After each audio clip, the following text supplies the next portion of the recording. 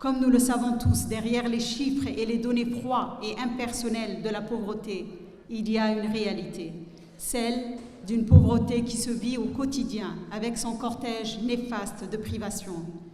Avec la pauvreté, c'est la dignité de la personne qui est fragilisée, c'est la crainte d'être jugé qui prend le dessus. Face à ce fléau, et afin d'offrir à tous les Djiboutiens des meilleures conditions de vie, vous avez fait de la lutte contre la pauvreté et la précarité une priorité et une constante de votre politique sociale. Vous nous avez présenté et partagé votre vision du développement social et du futur de notre société, celle d'une société djiboutienne plus épanouie, plus inclusive, prospère et assurément plus moderne et ancrée dans son siècle.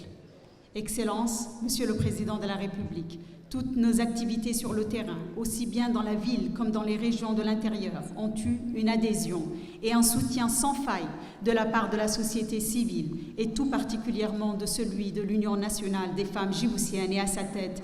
Hajia Hoyo Khadra Mahmoud Haït, Jazaki Allah al-Khair. Aujourd'hui, les résultats sont tangibles et parlent d'eux-mêmes et ils sont plus que jamais encourageants et prometteurs. J'en veux pour preuve le recul significatif du taux de pauvreté extrême qui passe de 34,7% à 21,1% entre 2002 et 2023, quand celui de la pauvreté relative passe de 67,9% à 35,8%, soit une baisse de plus de 33% qui représente environ 300 000 individus.